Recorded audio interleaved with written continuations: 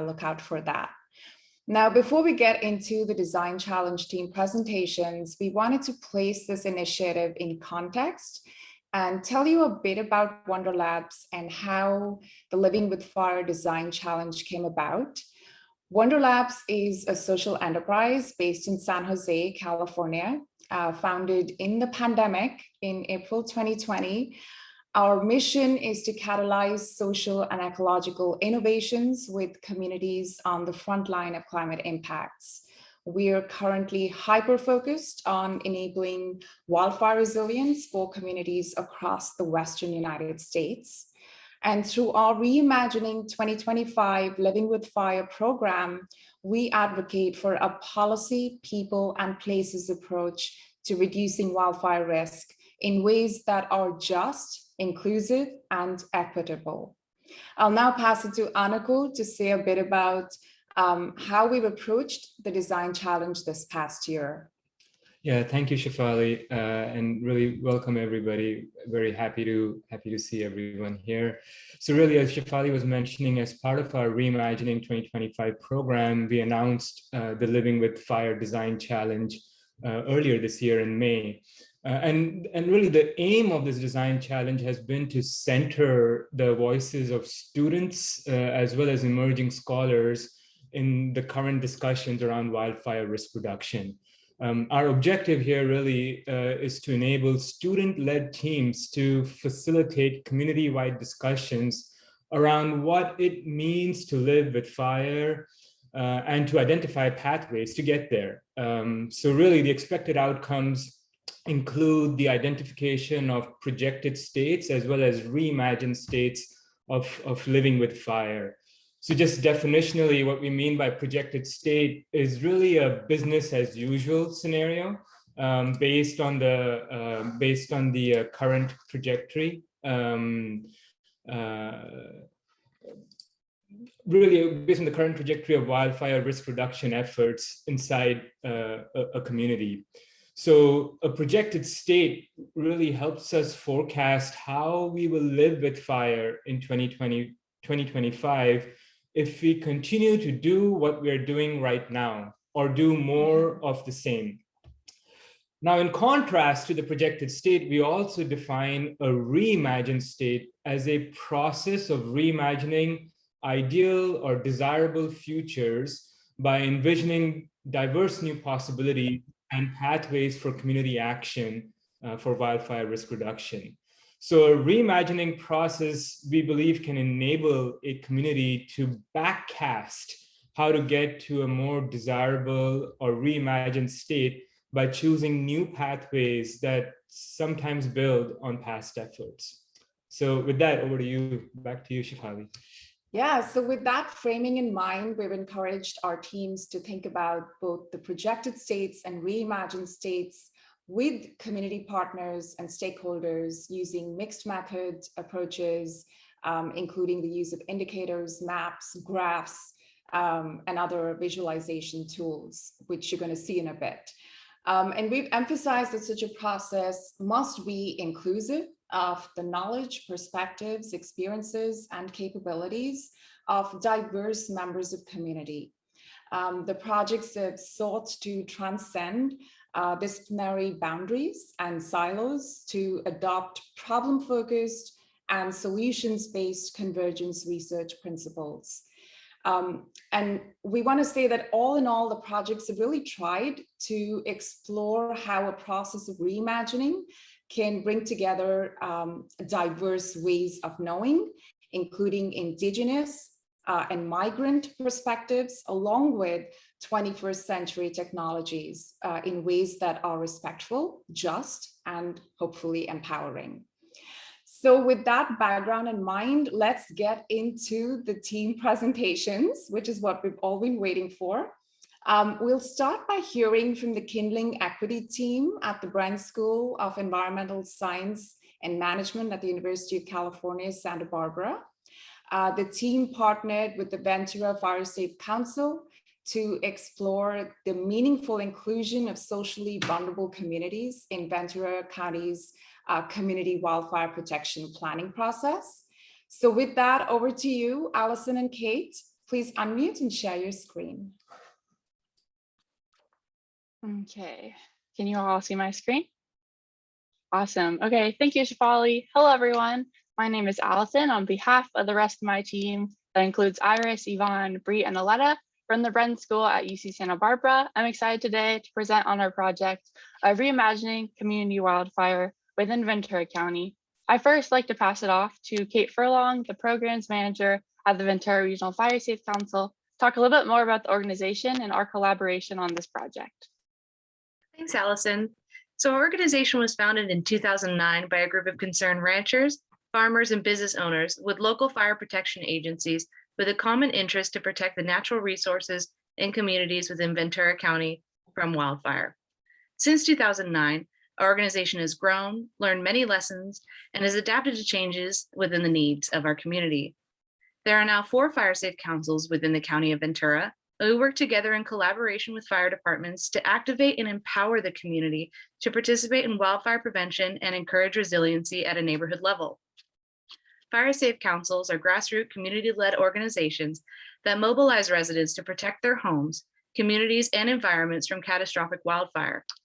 Local fire safe councils often are sparked by a catalyst like a wildfire, then are embraced by the residents, which then in turn has an initial interest into a committed group that finds ways to empower the residents to do their part to make their community safer.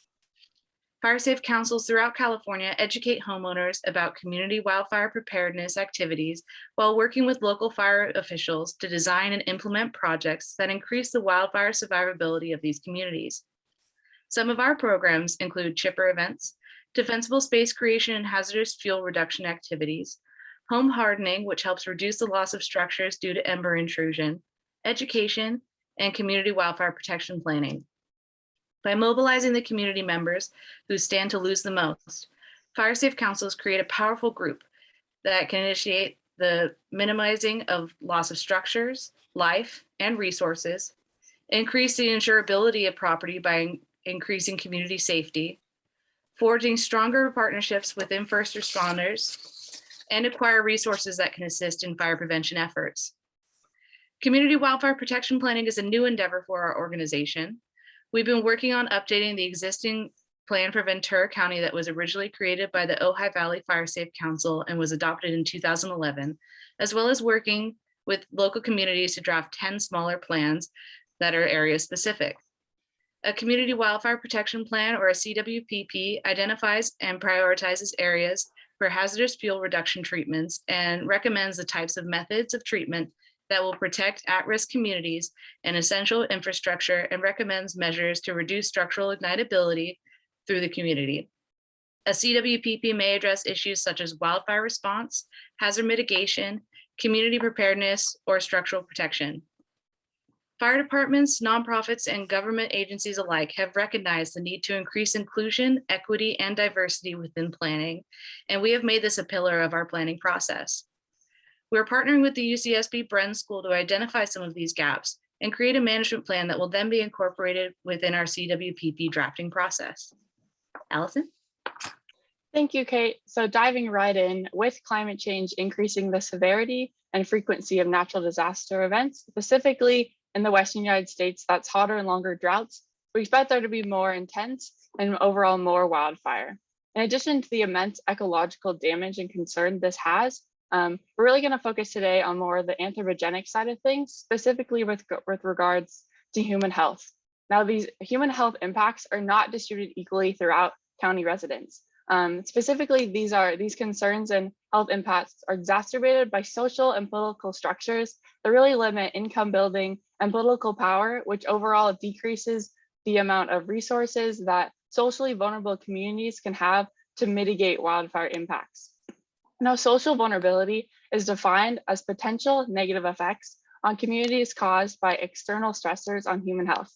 And the CDC has created a social vulnerability index that looks at each census tract within the United States and gives it a score from 0 to 1 that includes factors such as household composition, language, socioeconomic factors, and housing and transportation data. So in addition to really wanting to focus on these socially vulnerable communities, with regards to wildfire planning, we're really focused on those that are the highest risk to be impacted by wildfire. So for that in the county, that is located on areas within the wildland-urban interface, which is the areas where the built structures or the urban interfaces with the wildlands.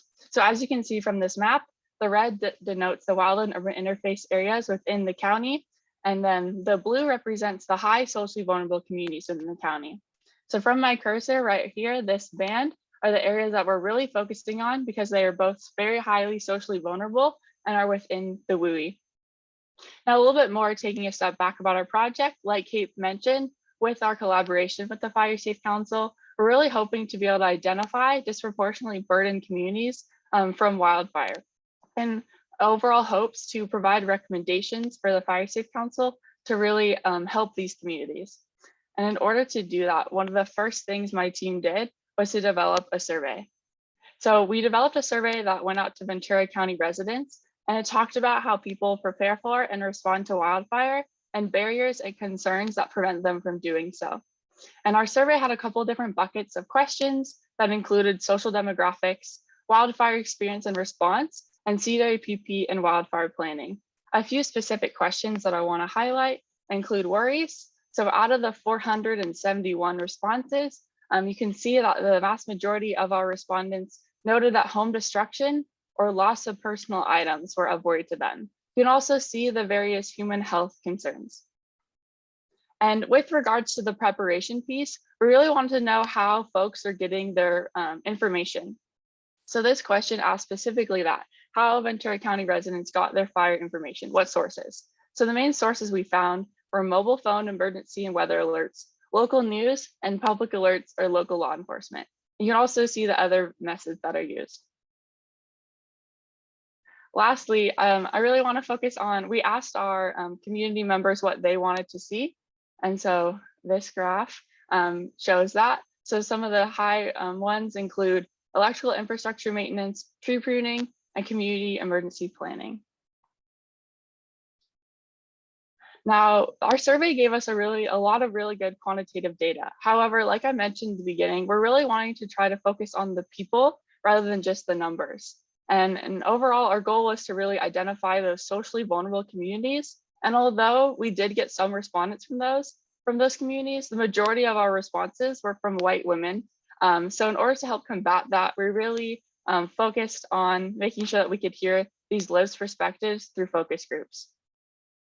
So we had two focus groups, one that was conducted in English in Peru that focused on lower income residents, and the other one that was conducted in Spanish in Santa Paula that focused on Spanish speaking and migrant communities. And it's important to note that there has been work done in previous times with various agencies, including Ventura County and City Fire, other nonprofits, and other fire safe councils, but planning is really a privilege. And so these regions are typically left out of the wildfire management process. And so with that, we really, the focus groups in the survey really helped us frame the two states, like was previously mentioned. So the projected state as the business as usual case. So residents would continue to receive wildfire information through local news, mobile alerts, and both online and offline social networks. However, since state and regional agency emergency notifications are solely in English most of the time, this would really exclude households that have speakers that don't speak English. In addition to these effects, county residents will still continue to experience physical health impacts, particularly from wildfire smoke. And this is especially burdensome for those that have to work outside during wildfire events. Also, food security during evacuation is a really big issue. Lastly, fear and stress around wildfire and uncertainty is a really big factor in these communities, and it's especially impactful to children. Also, I mentioned earlier, but their past community plans have not adequately addressed the needs. And although there have been lots of attempts in other work in other areas, it's clear that without intentional efforts, communities including Peru, Santa Paula, and Fillmore will be left out of this process. And so overall, with our projected state, our main concerns are the barriers and lack of communication and resources to be able to give these communities information on what they need to do to be prepared for wildfire. Now, switching a little bit to the reimagined state, We really want to think about what the ideal scenario with incorporation of our feedback would look like.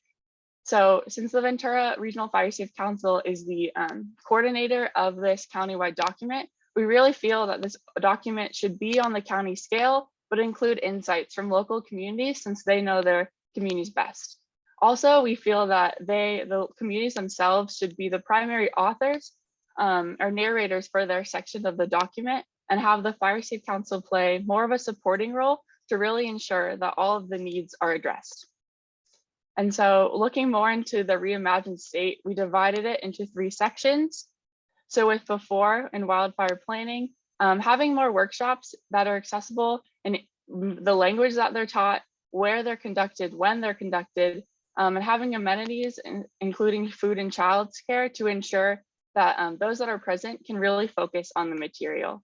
Specifically from wild preparation, some current programs that are done in Ventura County include Ready, Set, Go, that really help residents think about how to prepare a go about is the ready, set, being able to prepare the surroundings for departure, and then going, like physically leaving.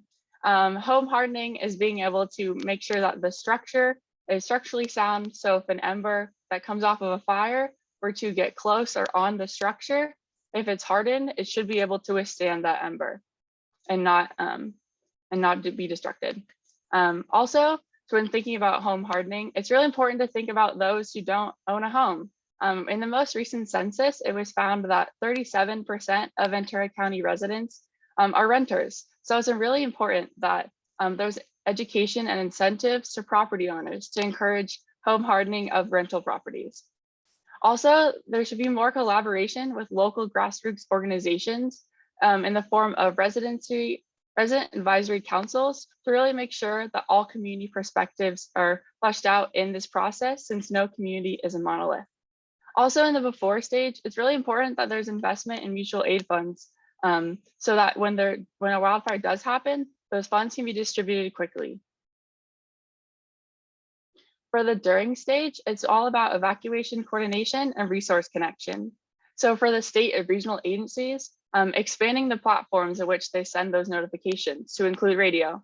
Also for local emergency notifications, making sure that they use established radio stations that folks listen to, but making sure that it's also accessible in other languages to ensure that everyone can get this information. Also having community programs that pair those that have the most need with those that can help.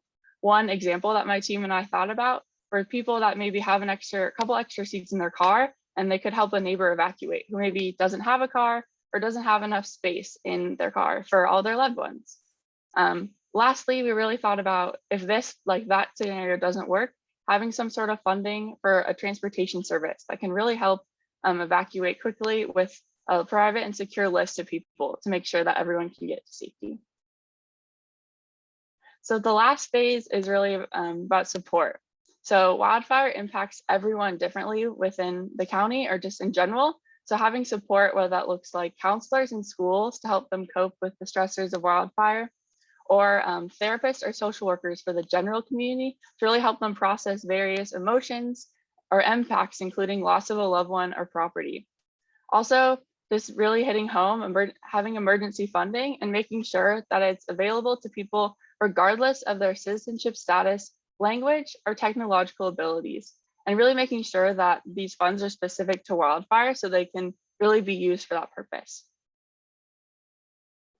So my team and I have done a lot of work, but we really want to make sure that our recommendations to the Fire Safe Council are as comprehensive and inclusive as possible. So in the rest of this month and the new year, my team and I are conducting semi-structured interviews with current gaps to fill current gaps. And so some current gaps we identified are having more Indigenous perspectives and also perspectives of those with mobility issues. Additionally, the team wants to use all of the data from our analysis that we've done and will continue to do in the new year to develop deliverables for fire managers to help them be better prepared to manage these communities and ensure equitable outcomes. Lastly, I just really want to thank all of our partners in this journey. Wonderlads for giving me my team the opportunity to present here today through funding and support, and all of the mentors. I'd also really like to thank Kate and Elaine from the Fire Safe Council who really helped us be the boots on the ground in Ventura. And lastly, more of the Bren team, our faculty advisor, Dr. Sarah Anderson, and our PhD student advisor, Louis Groff, and overall the Bren School for making this project happen. Thank you for listening. Fantastic. Thank you, Allison and Kate. We had one of our mentors, Amy Berry from the Tahoe Fund, lined up to share her reflections on your project, but looks like she's running late. So I'm going to offer a few comments on your fantastic work. First, I think what's novel about your project is how you've approached social vulnerability. You're addressing a key planning process at community level that has traditionally not been an entry point for addressing social vulnerability to wildfires. The emphasis of wildfire policy and planning processes is in large part been on addressing physical exposure and structural vulnerability, but that has left out the social vulnerability question around who is vulnerable to the impacts of wildfires and where and how. And so I think this kind of social vulnerability lens that you've adopted really opens up a range of new questions around not just the protection of property as asset, but the human right to housing, the right to decent work and livelihood, access to personal protective equipment, public health impacts from smoke, as you pointed out, and of course, inclusive alerts and evacuation planning and messaging, etc. So I think these are all very important questions to consider as we plan, not just at community level, but also as we, as funders, we fund next steps in communities that are preparing to live with fire over the next decades. So I'd really encourage wider reflection around what does this project mean for applications in other diverse social geographies, and you know, how can other projects replicate this kind of methodology. So fantastic work, extremely well done, and we're so grateful for everything that you've done for your communities locally. Great work. Okay, so next up is another team from the Bren School of Environmental Science and Management at the University of California, Santa Barbara. This team, also doing fantastic work, is working with the Santa Barbara Botanic Garden on creating science-informed recommendations on wildfire-centric plant maintenance, species selection and placement in the landscape. So with that, Christina, over to you. Please unmute and share your screen. All right, so we'll go ahead and share screen. And we'll get this thing started.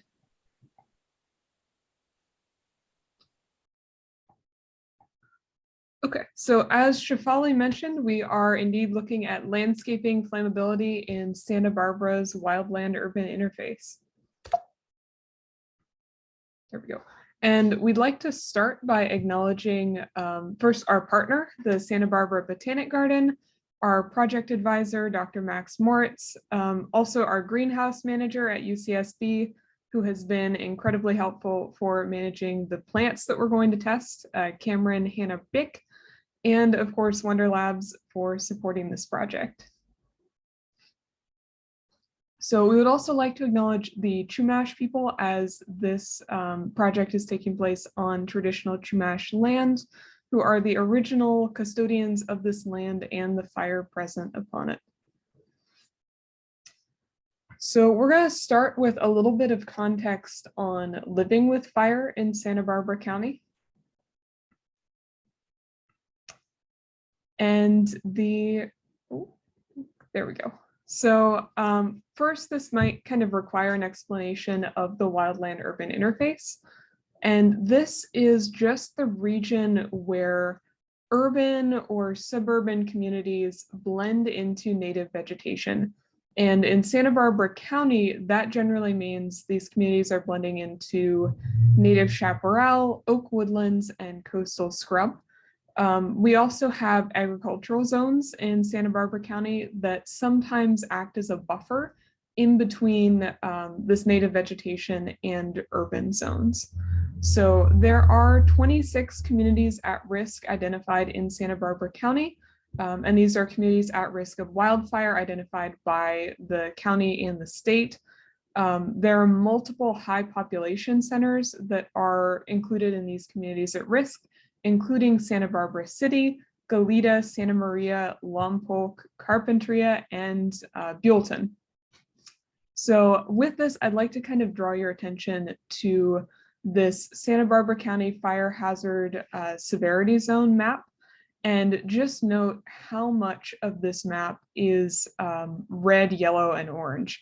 So anything colored with those warm colors is representing the intersection of high housing density and inherent fire risk. So here you're seeing kind of the WUI light up as represented by fire risk to those communities.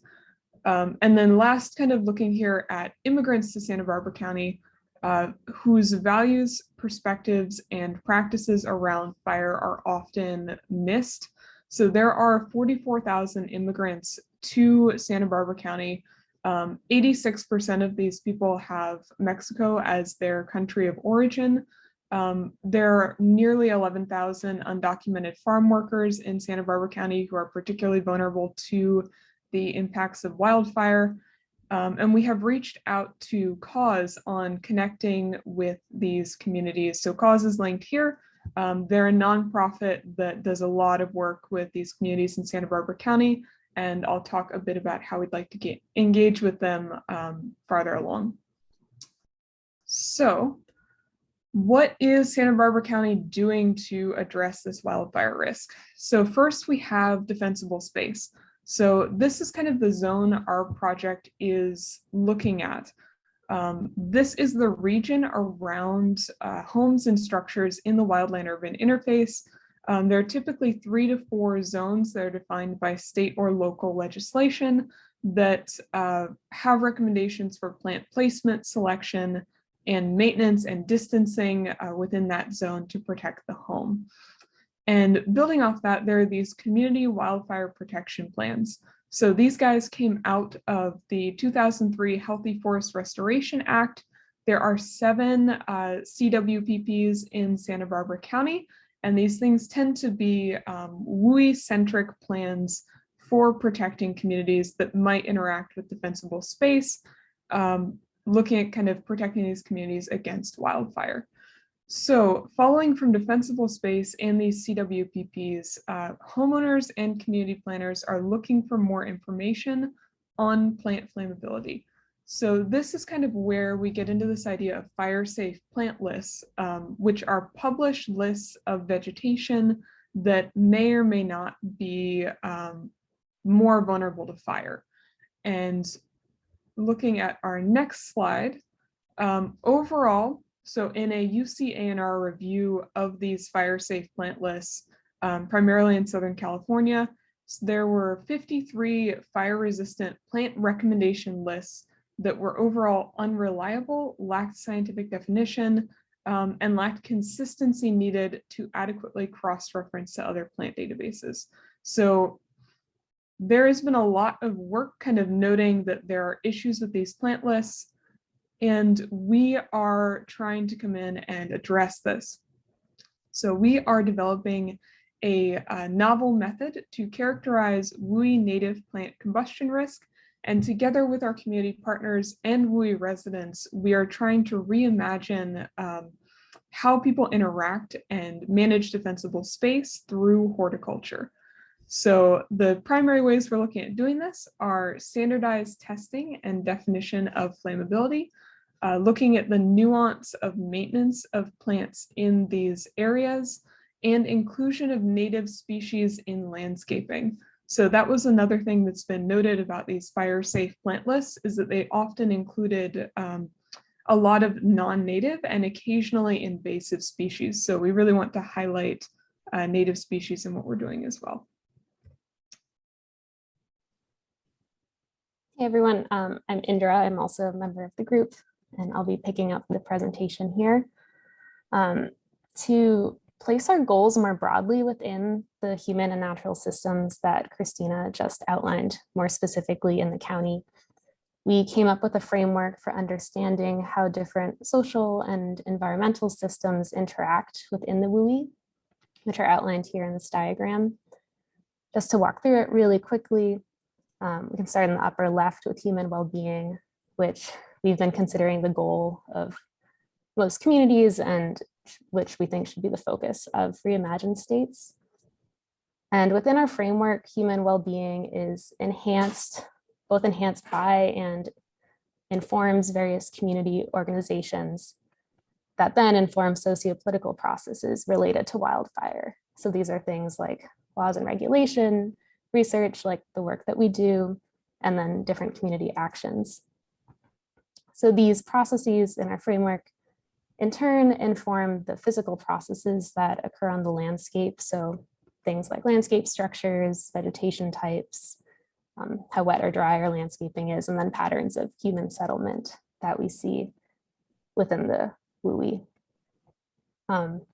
And in the context of the WUI, this translation of social processes into physical processes on the landscape takes place mostly in the defensible spaces that we're really focusing on with our flammability tests.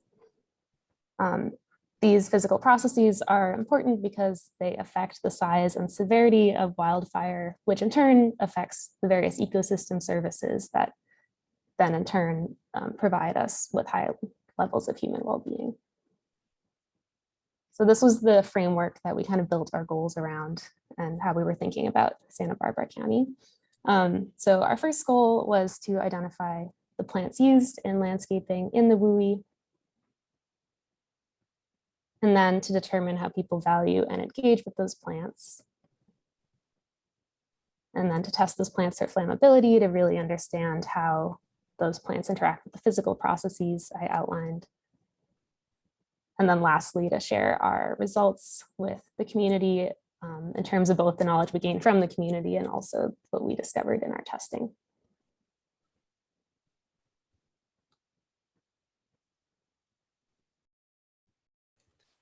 Hi, I'm Robert Fitch. I'll be picking up from here. So for our first goal to identify these plants to be used in landscaping with the WUI, we created a digital survey using the Qualtrics data platform.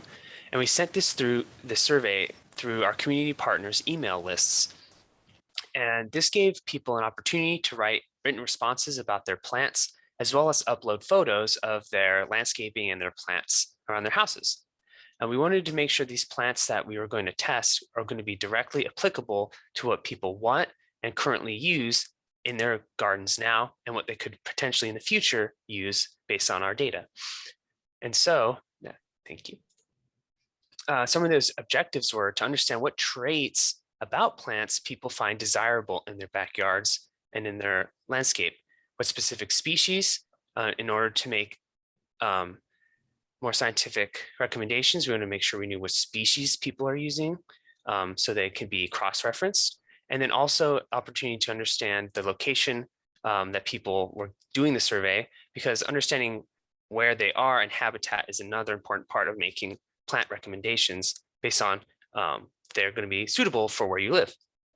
And this is just an example question of our survey where people were asked to what kind of plant structure is within 100 feet of your home, and check these boxes as an example. And so, next please.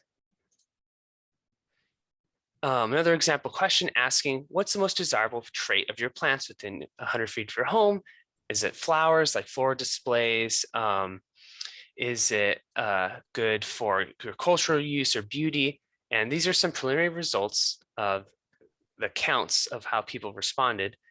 And here in the green, lumped together are that people valued native plants for food or shelter, for native insects, also that they require a small amount of water, so drought conscious, and they like flowering plants that smell nice.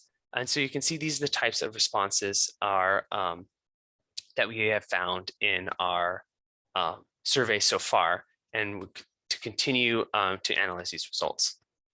Next, please. So how did we select the plants? So we wanted to be really process oriented how we did this, so it could be more science and research based. So from the survey results, we recorded the number of times people mentioned that species or plant within the responses, and also recorded the number of times we viewed these species within the photos that were submitted to us through the survey. And we also took community input. Certain our community organizations and certain wildland firefighters we had talked to had specific species of interest that they thought would be really useful in understanding in the wildland urban interface and in the landscape in general. So we took their inputs as well. And then we also wanted to cover a variety of plant life forms. And so through that and our partner, the Santa Barbara Botanic Garden, we helped determine specific species varieties and horticultural varieties that were being used in order to dial in exactly what species we were going to test. And so then lastly, of course, availability. And we then purchased these plants from the Botanic Garden purchased these plants for us. And this was our first round of plant testing. And some example photos of survey respondents we got. Next slide, please. You can see are really cool and interesting. People loved sending us their garden photos. So we had a variety of photos from individual plants to gardenscapes to even more broader landscapes. And each photo from all respondents was scrutinized to try to identify these plant species. So moving on.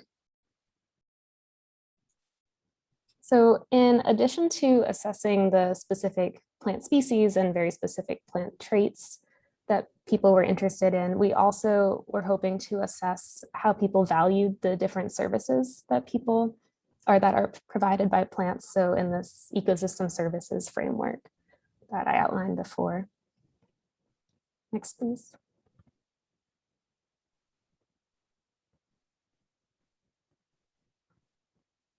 Thanks. And here are some of our initial results. So we asked people to rate these various services from no importance to very high importance. And then you can see them outlined here with very, very high or very high importance in dark red, going to yellow, no importance. And you can see that people tended to value the landscaping mostly for the cultural and regulating services they provided. So they are really hoping their landscaping to be a place of beauty or a place where they can socialize with friends, and where it also provides shade or pollination, which you can see in the importance of the ecosystem services categories, where I bulked everything together. And related to wildfire, 63% of people surveyed rated wildfire protection as either important or very, very important.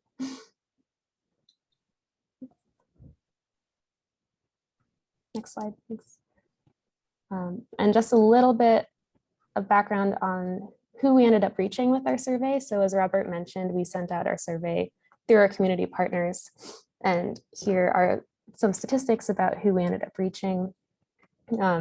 Majority of folks were homeowners, majority were women, and the vast majority were white. So we're hoping to reach out with a Spanish translation, which we've recently completed, and pass it out in a non-digital version in order to reach folks we didn't reach via our email survey.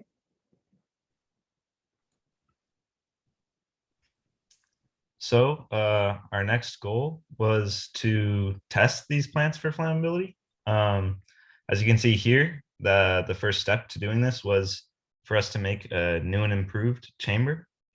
And you can already see a little bit on what was different with the new chamber, but looking onto the next slide, we see a little bit more of what we added. So first, we made it significantly larger, roughly twice the size of our old chamber. This not only allows us to just burn larger samples and capture larger flames, but it also allows us to unpack the question of how plant structures can affect flammability and how that can affect flames moving through the landscape and through the WUI.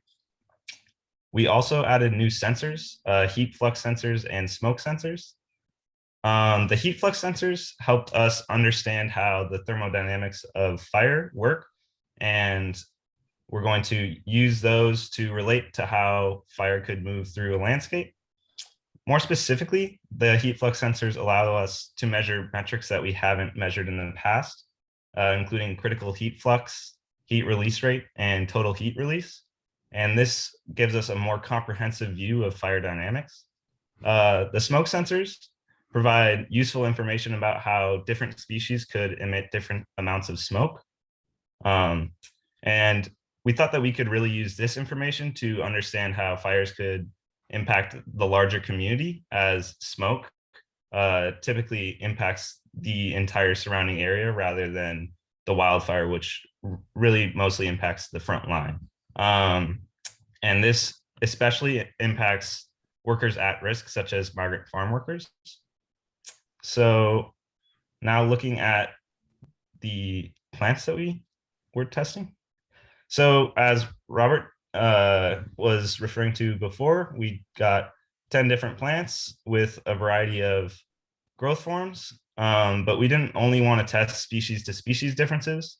We also wanted to look at the drought stress treatment. So to do this, we have our potted plants in the greenhouses, and as you can see with these ones, they're happy and well watered. We watered these regularly, but the next ones are not so happy. These ones are the droughted plants, and these are drought stressed to represent what would happen in a system that might not be irrigated, especially here in the dry Santa Barbara weather. So yeah, looking at both of these and how they burn will help us understand what communities can do to impact wildfire. All right, so thanks, Joe. And now we have a short clip from our community partner on things that we'll be doing in the garden once we complete the flammability work. Hi, everybody. I'm Scott Pipkin, the Director of Education and Engagement for Santa Barbara Botanic Garden. And I'm Joe Rothleutner. I'm the Director of Horticulture and Facilities. And we're here at the Santa Barbara Botanic Garden, our iconic view up to Arlington Peak. The Santa Barbara Botanic Garden is the first botanic garden in the country dedicated to the native plants of a region.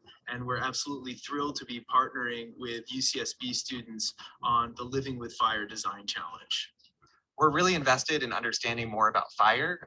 We both have applied research programs where we look at fire across Ventura and Santa Barbara County and how that affects plant communities. But the question about how fire impacts residences has been a question we haven't had a chance to answer yet. And it's particularly top of mind for us because in 2009, about 80% of our site burned in the Hesacita fire.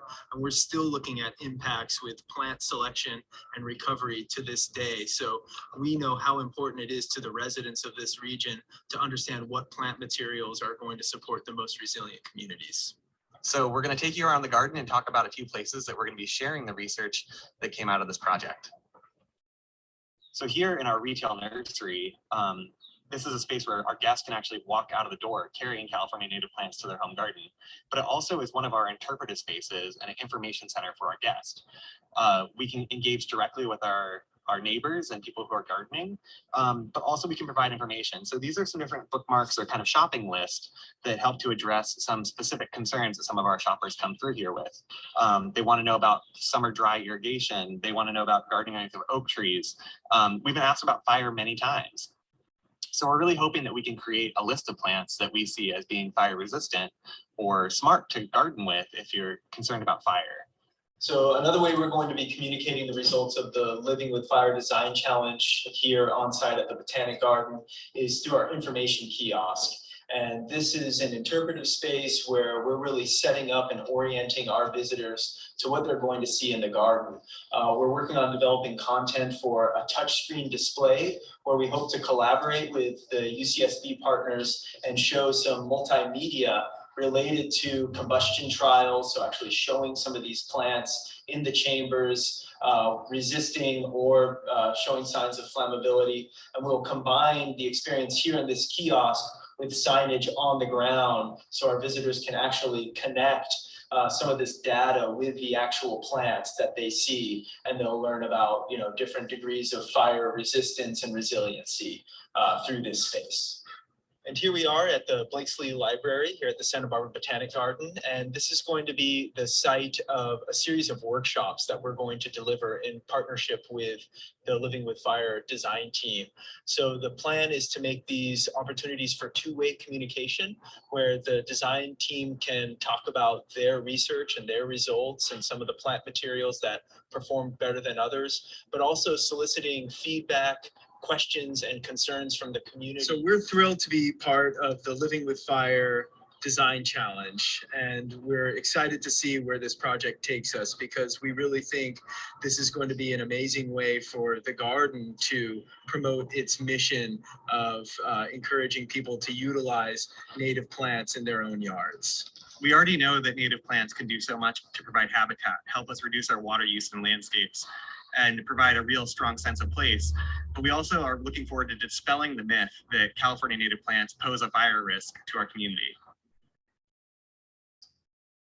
All right, so that was a statement again from the Santa Barbara Botanic Garden.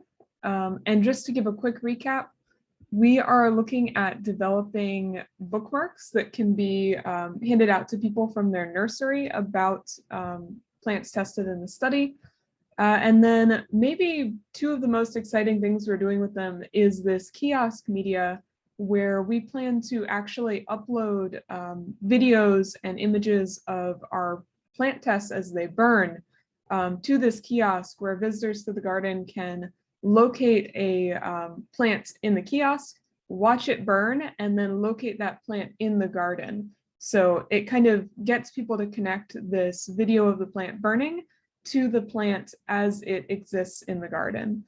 And then we are also looking at these workshops, which may kind of be like the capstone for this project, where we'll really have a chance to talk to the community about how our work is received and then what they might want going forward.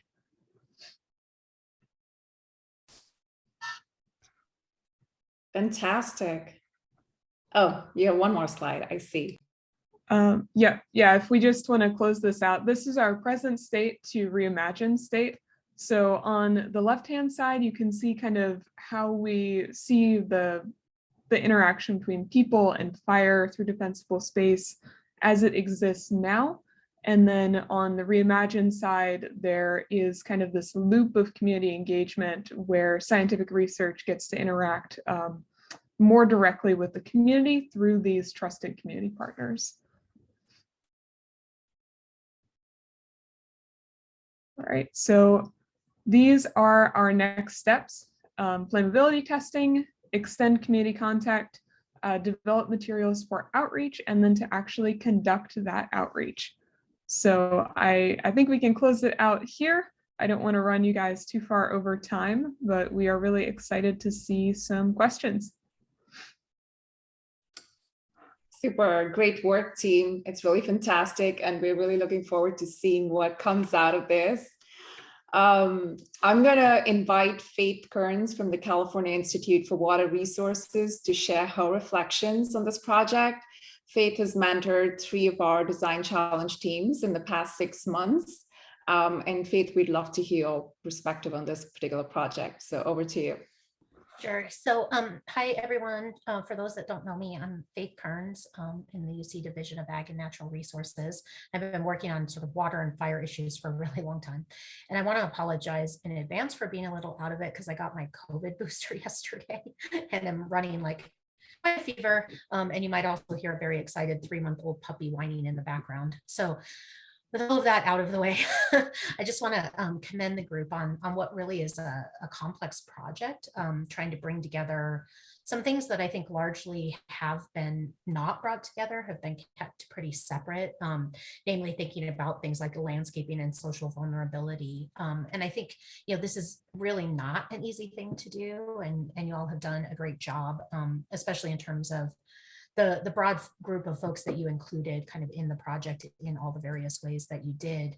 And I wanted to note that it really made me think of some work by sociologist Andy McCumber, who recently graduated from UCSB and is now a postdoc at Boston University.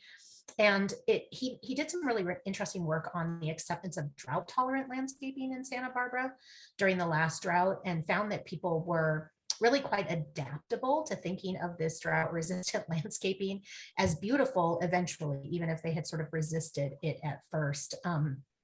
And, you know, he sort of noted that the current landscape there is already such a human creation that shifting the idea of what is beautiful should be possible. And in his case, he really found that it was a similar population, the Latino workers, who were the ones who really ultimately paid a price as people just stopped watering during the drought. And he also made a case in a paper that he wrote about this, that the fire, mudslide, drought issues all also need to be sort of treated as one. And I think you guys are sort of on your way to doing that. And so I just think this is really relevant in your work about reimagined states. I was kind of excited about the idea that the Botanic Garden could actually be a place that helps people make these shifts more proactively. And that's a really kind of exciting thing, because his was sort of a retrospective, and you guys could kind of use that work to think about how to do things like that proactively. And then I think, you know, one thing that I think could be helpful, and I know that there are limitations of how much time you have and stuff, again, is just to look at renters, particularly because I think it overlaps with the group you're hoping to reach more. And I think that we all know, I think probably a lot of us have been renters a long time in California. And there's just very different sort of needs and constraints about what can be done with landscaping when you're a renter. But, you know, a lot of groups are starting to think about that more. And I'm really happy to see that in all sorts of natural resource issues. And I think it's really shifting what we think we know about what people can do. And so overall, I just want to say great work. This is absolutely the direction that fire work needs to be going. So congratulations on a really excellent project. And Shefali, please feel free to address anything I've overlooked in my fever state here. So thank you. This is great, Faith. Thank you so much for coming in. I hope you feel better soon. And congratulations on the booster shot. We need to get out. Good reminder. Okay, so next up is a team from the University of Colorado, Boulder, who've worked with the Boulder Watershed Collective to develop a forest restoration and community well-being and resilience project in Gold Hill, Boulder County, Colorado. So Julian, Erin, Maya, over to you. Hi there. Going to share my screen. Whew. Okay. Can everyone see? Oh, not yet.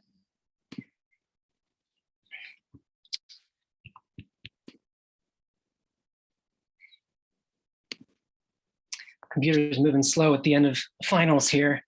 That's how it goes. Yeah, so we were working on community outreach and resilience in forest management and wildfire. I would do a land acknowledgement here for the Ute, Cheyenne, and Arapaho people, but it's hard to do that without also giving the land back.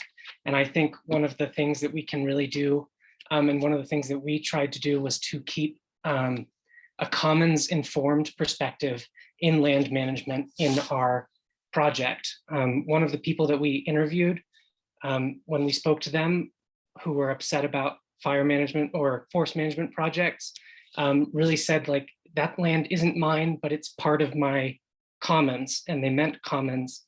And so really making sure that we understand that people view the land in this way as a shared resource and as a common place of identity and community, I think is probably the best way to move forwards through this challenge that we have here. So we tried to keep that commons informed perspective in our community engagement.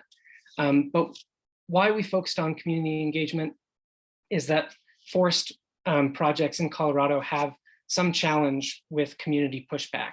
And one of our first trips with where we met with foresters they described themselves as interventionists in a tree hoarding society, which maybe gives you some idea of how that relationship sort of plays out between foresters and the community.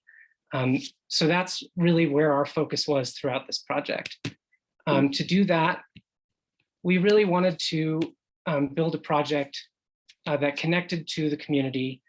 Gold Hill already had 2 forest restoration projects planned to happen that totaled about 100 acres.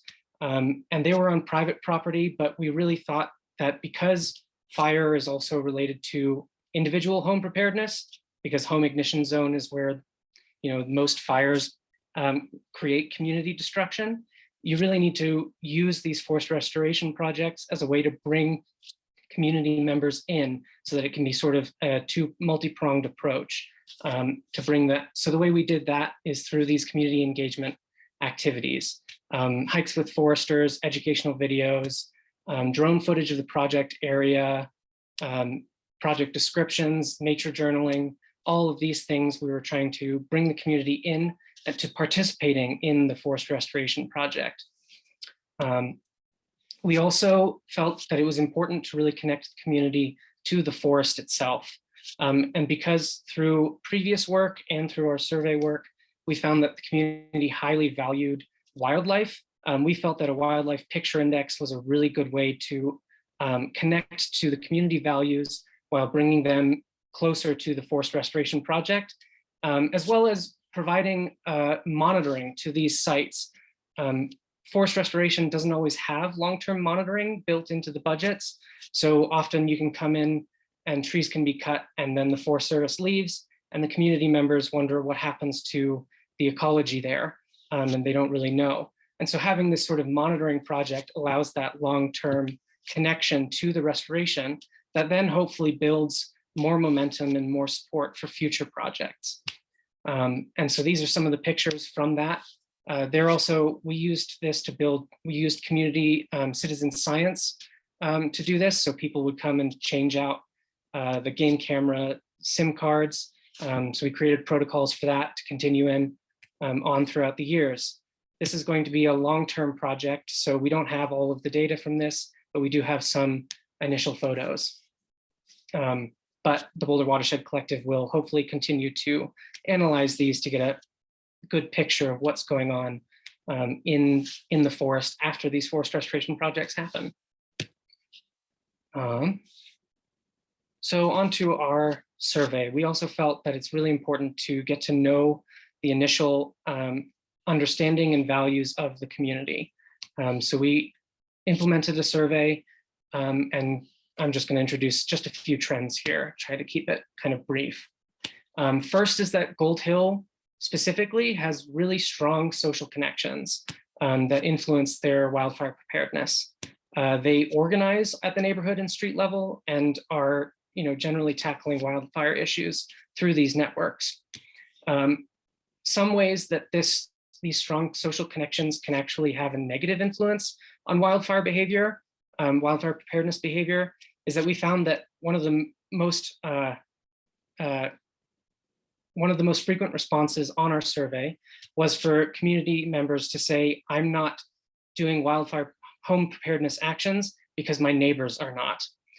So this perception that no one else in the community is doing wildfire preparedness is part of the social cohesion. So everyone thinks and acts in the way that everyone else is acting, and they all think no one is prepared, so they don't prepare. And really the major way to change this dynamic is to change the narrative. In fact, residents are doing a lot of home preparedness actions. Through our survey, most of our residents noted at least 4 actions that they did on their home to be prepared. So really changing that narrative from no one is doing actions to lots of people are doing what they can. And in fact, many residents in town are willing to help you do home hardening actions. So really building in that community aspect to the need to do home preparedness actions. Next, the major barriers to home mitigation are some, kind of the usual 3: cost, time, knowledge, and physical difficulty. And these actually come up more frequently rather than saying, I have this barrier, people more frequently said, we need skilled labor. We need labor in Gold Hill. We don't have access to people who can help us manage vegetation or who can work on our homes. Specifically, Gold Hill is a historical town, so the houses are really old, and there aren't that many contractors, or at least they don't seem to find the right contractors who know how to work with that historical funk that goes along with these old houses, as well as trying to keep the look and feel of that old mountain town. And then renting, we've talked about it a little bit in the other groups. Renting has an outsized impact on home mitigation. All of our renters mentioned not doing anything, and they were one of the few people who did no actions. That split incentive kind of is across the board for many different challenges, but especially hard in wildfire. And in Gold Hill, that rental population makes up between 30 to, I think most recently the census said 60, but that's a little suspect, percent of people. So focusing, if you're not focusing on renters, you sort of miss that big part of the population who makes up your community, who could become fire prepared. So more rental protections is really needed. And this is one of the quotes from our renters. What I've done is identified important things in my house when it's time for it to burn to the ground. Forest management experience and violated expectations was one of the major things brought up by our survey and interviews. Framing and communication are really crucial to how the community supports these projects. I mentioned the quote before that foresters see themselves as interventionists in a tree hoarding society. We really have to change the way that foresters sort of engage with communities beforehand. There are some perceptions in the community too that foresters are just a bunch of guys with chainsaws who went through fire academy. So really making sure that you're highlighting ecological and wildlife science is really important to connecting to people who actually do know a lot about ecology and science, and just feel that these treatments are not always connected or don't see a bigger picture. One resident mentioned cutting during bird migration seasons. That's not often taken into account in forest restoration projects. So making sure that you, really communicate the science well and know that people are interested in learning about the science too. Yeah, moving on. And finally, education does work. Mostly, we tried to have much more interactive educational opportunities. Sarah McCaffrey describes how important it is to increase complexity in knowledge through education, through interactive education. Complexity in knowledge can be linked to sort of stability in belief. So some people who may support prescribed burns because they've heard a little bit about it, if a prescribed burn gets out of hand, suddenly they no longer support and they are flipped from one extreme to the other. So really managing to communicate the complexity of issues to help build that stability of support in residents is really important. And also just being on the ground and providing a face for people to interact with, to ask questions and to build that trust too. Trust is a major part of these educational initiatives. So I'm going to move over to our community vision here. All of that survey and interview work led up to a community vision event at the end. I'm going to have to fix it out.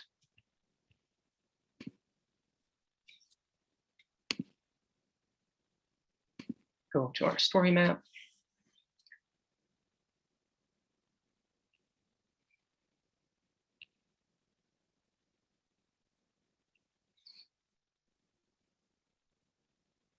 So I didn't give a brief history of wildfire. It feels like this group probably has a good idea of the history of wildfire.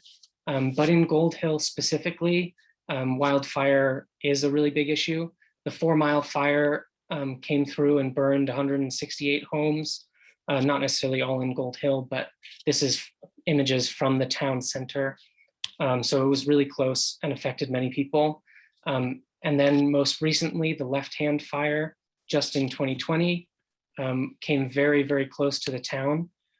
From here, you can see that the left hand was only a few miles away from Gold Hill and just barely missed crossing the river and running into this large expanse of trees where it would have become quite an intense crown fire.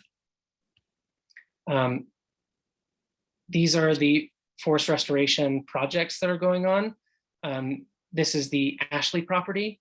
One of the most important parts of the Commons informed perspective that really came up during this project is that this property has a trail running through it that community members use all the time. And so this is an especially important piece of the community to these people because they use the trail frequently. And so really making sure that they know what's happening and that they're involved in the process of the forest restoration project is incredibly important because they will use it in the future and they will take note as to what happens. And this can really affect future support. But down to our visioning event, these are some pictures of the event itself. We mostly had people grouped together outside. We did a projected state versus reimagined state, as other people described. We'll move through that. The projected state in Gold Hill was really a rather bleak image. The first thing that came up is that there will be no more Gold Hill, which is kind of a conversation ending piece. So we really tried to get them to dig deeper.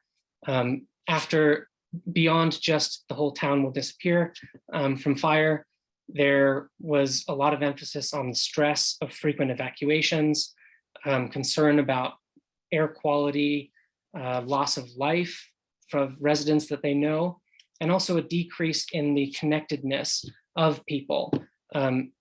This was combined with, general political climate in our country, but also the stress of wildfire adding to the challenges of interacting as a community.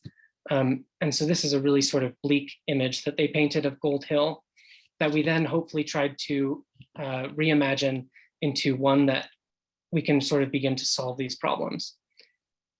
The three main ways that people saw this future changing was through shifting perceptions, increased individual preparedness, and greater community organization. Shifting perceptions has a lot to do with how we see the forest from these dense forests that provide shade, windbreak, and beauty. People find these to be the most important values of the dense forest, really changing how we appreciate and see these forests and learning to appreciate the ecosystem values of more open areas with greater diversity, including mountain wildflowers, and that protect against water quality and air quality after wildfire. Beyond that, the community organization is really the major piece of how they saw their community becoming resilient to fire. This involved tiered goals and annual assessments. So creating goals for street level preparedness and then neighborhood level preparedness and then the entire town, and then creating assessments so that you can make sure that you're achieving your goals, as well as organizing into micro neighborhoods. Gold Hill already has a fairly strong community organization system. Some neighborhoods use NeighborLink, which connects residents for wildfire preparedness. People know where other people's go bags are, and also provide help on home hardening, but really strengthening these relationships in these micro neighborhood communities as a way of creating wildfire preparedness. So having work days every week or every month organized through these micro neighborhoods. Another key aspect is a resource hub and scientific communication. There are a lot of scientists in Gold Hill, and they're really appreciative and really want to know the newest fire science and the newest ecology science. And so having a good network that can communicate these studies and these discoveries was important to the community, as well as a resource hub to go to find grant information and connection to Wildfire Partners, which is a group that does home assessments for home ignition zone. So really finding ways to increase individual preparedness through connection to outside organizations and things like that. An updated fire department, Gold Hills Fire Department has needs more funding, to be honest. It hasn't been updated for a while, and so providing more funding. Some of the suggestions were ATVs for hauling wood off of people's property, but also just increased materials and outreach, really using the fire department as a leadership, as an organization for leadership in the community, providing information to new homeowners who move into the town, things like that. It's really increasing their role in home preparedness. And then access to skilled labor, which was mentioned earlier, is really important for vegetation management, as many people in Gold Hill are sort of older and may have money but need physical help, or may not have the money to do it themselves. So really providing that access to labor, either through grant programs or work days, to help provide for people who can't access it themselves. One of the things that I found most interesting, a community wood storage. A lot of people in Gold Hill still keep firewood on their property in sheds, and this contributes to the fire risk of this community. So having a community wood storage that is hardened and can move that fire risk from dispersed areas near people's houses into one localized area, I thought was a really interesting suggestion from these community members. And then the final two, wildfire insurance and funding, kind of go hand in hand. A lot of people in the community are either losing their wildfire insurance or seeing it rise dramatically. And so really finding ways to use wildfire insurance as a leverage to increase home preparedness, while also protecting people who may not have the liquid assets, the cash to pay for greater increased home insurance costs. This can look like using wildfire insurance, reductions in wildfire insurance to pay off the initial investment in home hardening projects and other things, or creating a co-op to manage insurance or to negotiate with insurance as a group. And then funding sort of encompasses everything from a new mill levy, which would help them as a town both apply to grants and also provide grants to their community members, and access to more programs on the county level. So I think that basically covers their vision here. And I think you can go into it more if you read it, but I don't know, Maya, if you would like to come in now and give some of the partner perspective here. I can stop sharing my screen. Thank you, Julian. First, I just wanted to say thank you to Julian, and I know Brian's on the call too. And these guys worked so hard. They got an incredible amount of work done this summer. It really was an amazing amount of work. And there was a really intensive mobilization in Gold Hill with the engagement that we were trying to do. And I can see already that that level of intensity has been paying off. One of the goals of the Watershed Collective is to try to create momentum and build capacity within communities so that they are carrying on their own work, and that we are just adding capacity, administrative capacity or assistance wherever they might need it. And so we can actually see, even in this short span of time that we've been working with the students in the Wonder Labs, that this is actually happening. And I think in part because of the momentum that was created by all of the engagement that the students did this summer, the fire district is considering a mill levy, which is a big step, but they're seriously considering putting that out to the voters this year. Also within town, they've had slash days this fall. They've invited a forester to assess multiple homes so that we can try and find a contractor that can come and work on multiple homes, and that the town would actually fund potentially the labor if the residents would purchase the materials needed, like for flashing or something like that. And so they're really trying to be innovative about dealing with the issues that are present in the town. And so I'm just really happy to see the momentum that has been created here. And I feel like the work that has gotten done has created an engagement model that we intend to take to other communities. You know, we are going to try and get another student team for next year to build off of the model that Julian and Brian and Corey created and really extend that into other communities. And we're so much farther along now. It's not a pilot project anymore. We've seen it be productive, and now we're going to try and scale it up in other communities. So thank you so much for Wonder Labs supporting this project, and for Julian and Brian and Corey. And Erin, did you want to add anything? No, Maya, that was a great recap. Yeah, thanks everyone. I think the only thing I'm adding is basically, you know, I think we have an instinct as nonprofits to just kind of start creating. And I think what's really cool about this process is it's really community driven. So looking at those cultural brokers, trying to figure out how do we represent the community more. And so that's some of the lessons learned is kind of next steps. How do we continue to use mixed methods approaches that give us evidence about community driven initiatives that'll catch fire, for lack of a better word, but to be able to continue to have representative samples and be able to scale up these efforts into a couple other areas around the Boulder Creek watershed. And yeah, I think it's just been a really incredible process. So thank you.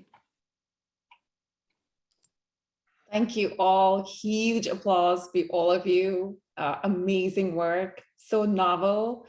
We have a lot to say about the project, and we want obviously to lead with next steps into next year. We'll talk about that later. But Daniel, we'd love to get your reflections. Daniel Godwin from the Ember Alliance has been mentoring 3 of our design challenge teams in the past 6 months. And we'd love to get your perspective on this particular project. Yeah, thank you. I'll apologize in advance. I generally don't look like I'm going out, but our furnace is acting up. So it's quite cold in my home office right now. So that's why I'm adding layers every time I turn off my video here. So the conversation about a wood pile, a community wood pile like that really hit home. I was like, oh, well, that sounds really nice right now. No, I think this is a really exciting project. I'd like to see us try to adapt this here in Larimer County, where I do much of the work that I'm doing here. I think there are a lot of small, tightly knit mountain communities in Colorado and New Mexico and Wyoming, and really across the country in these urban interface areas where a model like this that's community driven, that's trying to find what are the pathways to fire adaptation, to build a fire adapted community is, and what the locally specific paths to there are, right? Like I had an early mentor tell me that fire is about people and the land. And I still hold to that, and it influences the way I think about a lot of things. And this approach implicitly takes that and folds that into it. I also really love the explicit utopian framing of some of the work here, because I think from a policy angle and a lot in fire, we just undersell the potential for thinking of what a new reality can look like. And some of the environmental and climate science fiction writers like Kim Stanley Robinson and folks like that, take this to heart and present these alternate models and flesh them out. And, when you're just thinking about what are the acres that I can treat this year and in the next 5 years, we miss the potential for thinking in a transformational manner. And I think we really sell ourselves short in that way. And we miss what could be. as while we focus on what needs to be right now. And by taking this utopian framing, you really take an amazing stab at that. So it's a really exciting project. Thank you for the opportunity to work with you this year. And I'm excited to see where it goes moving forward. Yeah, I didn't get to say it because I was so rushed from presenting, but thank you so much, Shefali and Anukool. This has been a really wonderful experience, and also Daniel for your comments, both previously and now. So. Thank you all. Thank you so much. Because we're so short for time, I can't really say much more than that right now, but we'll catch up in the weeks ahead. We finally have a presentation from the WeMap team in June of 2021, which is basically a month after we funded you guys. We also awarded an additional grant to a team of recent graduates from UC Berkeley, who partnered with Marin County in California, their Fire Safe program, and with an industry partner, that's Zonehaven, to focus on more inclusive evacuation planning. So Abby, I'm gonna hand it over to you. Go for it. Yeah, I'm going to share my screen. So are you able to see my screen?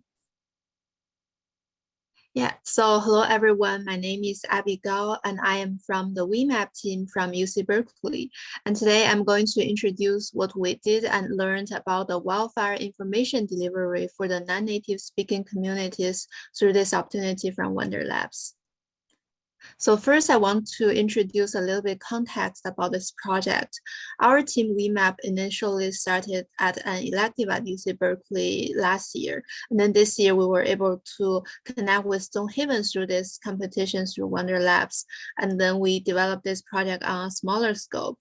So here, I also want to thank you all about our advisors and community partners for your continuous support and your connections for us.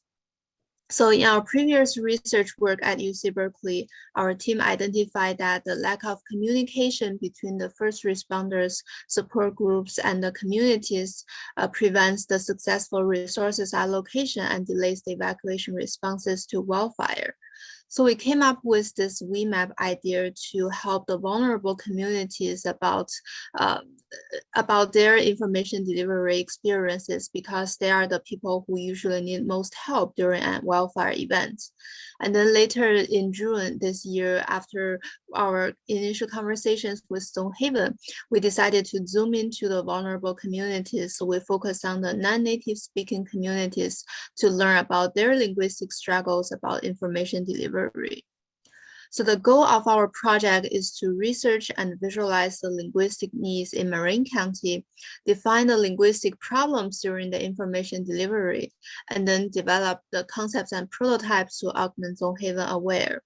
And we also publish our project as an open source research project because we hope our insights and recommendations developed in this project could be beneficial to other similar products besides Zonehaven Aware to improve the information delivery for the non-native speaking communities in general. So according to the recent census tract, more than 20% of the population in Marin County in California speak other languages. Currently, all the information on Zonehaven Aware is in English. So this linguistic problem can directly affect the effectiveness of the platform within the community. To narrow down our problem space, our team conducted GIS analysis to identify our focus area.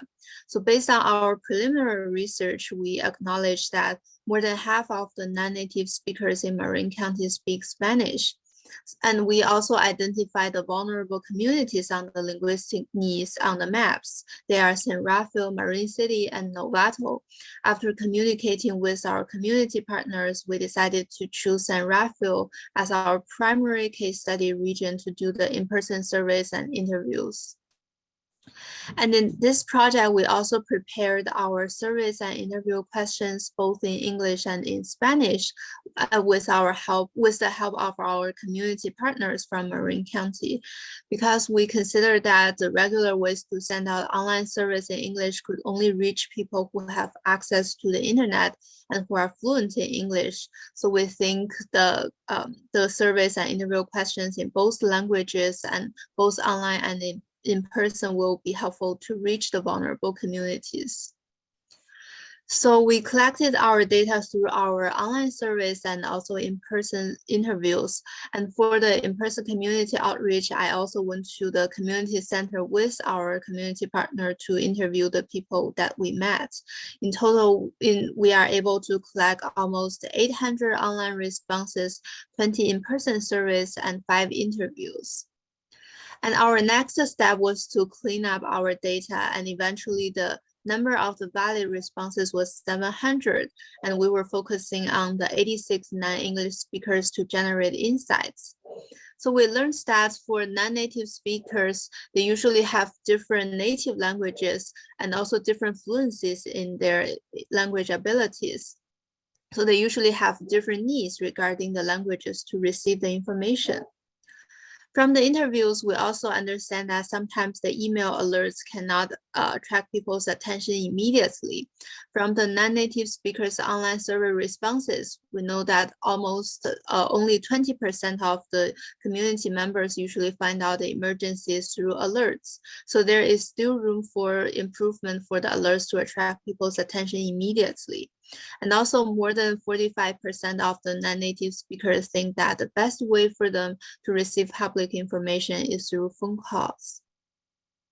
And during our research, we also noticed that the word of mouth is an effective way for the non-native speakers to receive official alerts or information about wildfires, because a lot of people mentioned that they have received the emergency information through their personal contacts outside or within their neighborhood, including their family, friends, or neighbors.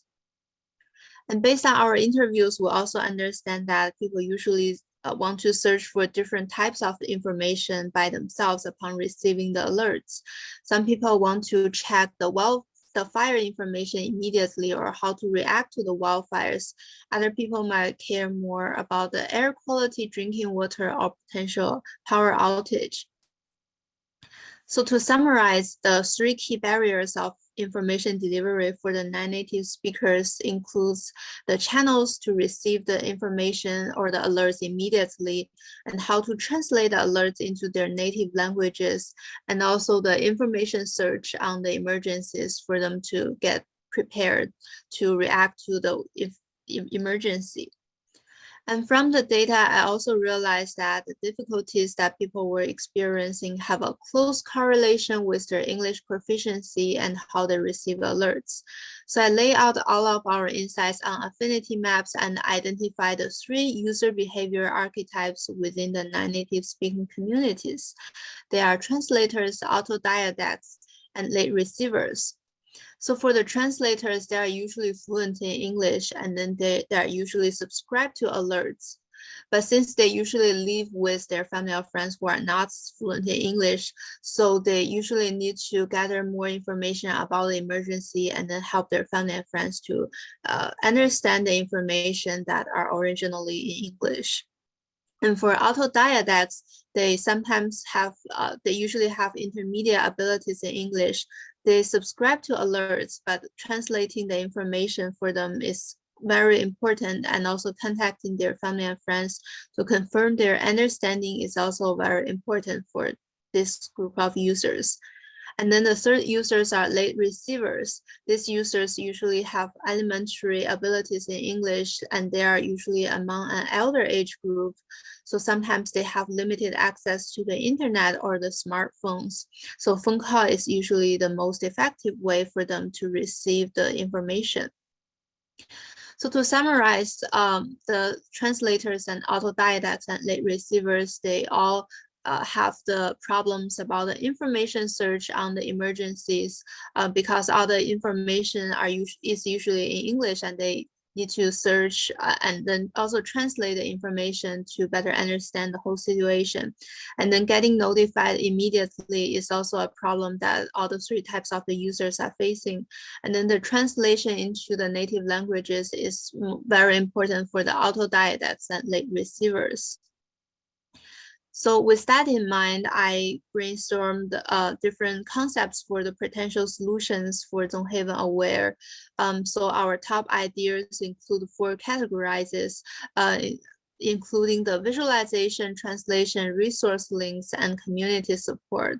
So now I can walk you through some of our prototypes that we designed for Zonehaven Aware. So firstly, since the translators usually help the autodidacts on the alerts and understanding the information, and late receivers usually need most help during an emergency. So our team came up with this community volunteer concept, and we recommend Zonehaven to have a function that volunteers can sign up on the platform to translate the information and deliver the information to their neighbors. So on Zonehaven Aware, on the information card, there will be 2 new buttons here for the communities to sign up to participate in this program. And before an emergency, the late receivers can request the linguistic assistance through Zonehaven platform to get prepared for an emergency by filling out this simple form. And then the translators are able to sign up by also filling out a simple form on the platform. So after they signing up to be a volunteer, the platform will connect them with a late receiver and also sharing the accurate information that the platform gathered to the translators to translate and also deliver the information to the late receivers. And in addition to translating by the volunteers, the translation on the platform is also very important. So another concept here is to show the zone information into its popular languages with a new translation button here on the zone information card. And this feature will need the Zonehaven to identify what is the most popular languages in different zones. And in addition to that, we also recommend Zonehaven to develop a translation chart for the frequently used phrases in alerts as their translation data. In addition, displaying the translation chart to the communities will help people to understand what might appear in alerts so that they can get prepared. And then to improve the resource allocation and reduce the overall burden of the public services during wildfire events, we also suggest Zonehaven to add a wildfire-related information that included different types of the useful links to the communities, so by displaying different types of the useful links here on the zone information card that people search a lot, I think it will be helpful for the community members to quickly understand the whole situation and then get prepared to react to the evacuation order. So to validate our concept, I also did a presentation about our project for Zonehaven and the company that has acquired Zonehaven to just to ignite dialogues and also to share our project with the whole team. And we have received the positive feedback from our stakeholders. And with that, I will pass it off to our community partner Suk to talk about our impact about this project. Great. Thanks so much, Abby. Hello, I'm Suk Singh. I'm one of the co-directors of the Fire Foundry program. We're an equity-based recruitment program for the Marin Fire Department and work closely with the county. This project was interesting for us right from the get-go, as Marin County has already adopted Zonehaven. A lot of the constituents, as far as people of color or those that are elder folks within Marin County, a lot of them don't speak English. And so often those are the groups that are kind of the first to be left behind or not be aware when evacuation orders are sent out. And so the fact that Abby and her team wanted to tackle this, we thought would really be helpful from just an equity standpoint. The research that her and her team did validated a lot of the assumptions that the Office of Equity already held. as far as using community members as kind of the hubs of communication. We're very excited from our perspective, just to think about how we can create kind of community training programs for those hubs in these different communities, so that way they can kind of better educate and prepare these multifamily homes or just these concentrated areas to make sure that regardless of language barriers, that they're ready for fire. I think a lot of the recommendations that Abby made for Zonehaven, like fantastic. The idea of just being able to translate, or the idea of being able to take advantage of power users that are bilingual to either translate or validate that alerts are being translated correctly for the rest of the folks. I think that's fantastic, and a really good use of community involvement. As part of our Fire Foundry program, we'll be developing community education in multiple languages into this next year, and we're super excited to utilize some of the research that Abby and her team did as we put together the plans for recording those different community educations, whether it's going to be in video, digital, or via radio.